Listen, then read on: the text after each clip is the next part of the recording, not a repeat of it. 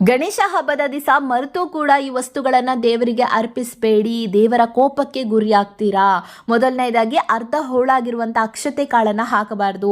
ಅಕ್ಕಿ ಕಾಳುಗಳು ಅಖಂಡವಾಗಿರಬೇಕು, ಸರಿಯಾಗಿರಬೇಕು. ಯಾಕಂದರೆ ಗಣೇಶನ ಒಂದು ಹಲ್ಲು ಮುರಿದಿರುವಂಥ ಕಾರಣ ಅಕ್ಕಿ ಕಾಳನ್ನು ಮುರಿದಿರೋದನ್ನು ಹಾಕಬಾರ್ದು. ಜೊತೆಗೆ ಒಣಗೋಗಿರುವಂಥ ಅಕ್ಷತೆ ಕಾಳನ್ನು ಹಾಕಬೇಡಿ. ಸ್ವಲ್ಪ ನೀರು ಹಾಕಿ ಹಸಿಯಾದ ಅಕ್ಷತೆ ಕಾಳನ್ನು ಹಾಕಿ ನೀರು ಚಿಮಿಕ್ಸ್ಬಿಟ್ಟು ಕಲಿಸಿ ದೇವರಿಗೆ ಅರ್ಪಿಸಿ. ಎರಡನೇದಾಗಿ ಮರೆತು ಸಹ ತುಳಸಿ ದಳಗಳನ್ನು ಅಥವಾ ಎಲೆಗಳನ್ನು ಗಣೇಶನಿಗೆ ಅರ್ಪಿಸಬಾರ್ದು. ಪೌರಾಣಿಕ ಕಥೆಯ ಪ್ರಕಾರ ತುಳಸಿ ದೇವಿ ಗಣೇಶನನ್ನ ವಿವಾಹವಾಗಬೇಕು ಅಂತ ಕೇಳ್ಕೊಂಡಾಗ ಗಣೇಶ ಅಸ್ವೀಕಾರ ಮಾಡಿರ್ತಾರೆ. ಹಾಗಾಗಿ ಗಣಪತಿಗೆ 2 ವಿವಾಹ ಆಗಲಿ ಅಂತ ತುಳಸಿ ದೇವಿಯು ಶಾಪ ಕೊಟ್ಟಿರ್ತಾಳೆ. ಆಗ ಗಣೇಶ ಅದೇ ಶಾಪವನ್ನು ತುಳಸಿ ದೇವಿಗೆ ಹೇಳ್ತಾರೆ, ನಿನ್ನ ಮದುವೆನೇ 2 ಸರಿ ಆಗುತ್ತೆ, ಅದು ಒಬ್ಬ ಅಸುರನೊಂದಿಗೆ ಅಂತ. ಹಾಗಾಗಿ ತುಳಸಿ ದಳಗಳನ್ನು ಗಣೇಶನಿಗೆ ಅರ್ಪಿಸುವ ಹಾಗಿಲ್ಲ. ಮೂರನೇದಾಗಿ ಕೇದಿಗೆಯ ಹೂ, ಸಂಪಿಗೆ ಹೂ ಅಂತ ಹೇಳ್ತಾರೆ.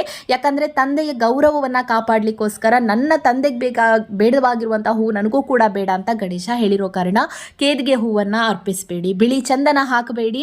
ಚಂದ್ರ ದೇವನನ್ನು ದಯವಿಟ್ಟು ಯಾರೂ ಕೂಡ ಈ ದಿನದಲ್ಲಿ ನೋಡೋಕೆ ಹೋಗಬೇಡಿ. 1 ವರ್ಷ ಪೂರ ನಿಮಗೆ ಕಾಡುತ್ತೆ ಕಂಟಕ. ಹಾಗಾದರೆ ಏನು ದೇವರಿಗೆ ಅರ್ಪಿಸಬೇಕು ಅಂದರೆ ಗರಿಕೆ, ಬಿಲ್ವ ಪತ್ರೆ, ಮೋದಕದ ಲಡ್ಡು, ಬಾಳೆಹಣ್ಣು, ಪಂಚಕಜ್ಜಾಯ, ಸಿಂಧೂರ, ಕೆಂಪು ಹೂಗಳು, ಅಕ್ಷತೆ, ಚೆಂಡು ಹೂ ಅಂದರೆ ಅತ್ಯಂತ ಪ್ರಿಯವಾಗಿರುವಂಥ ಹೂಗಳು ಗಣೇಶನಿಗೆ. ಹಳದಿ ಹೂ, ಚೆಂಡು ಹೂ ತುಂಬಾ ಇಷ್ಟ. ಈ ಹಬ್ಬ ನಿಮಗೆ ಒಳ್ಳೆಯದಾಗಲಿ, ಸುಖ ಸಂಪತ್ತನ್ನು ಕೊಡಲಿ ಗಣೇಶ.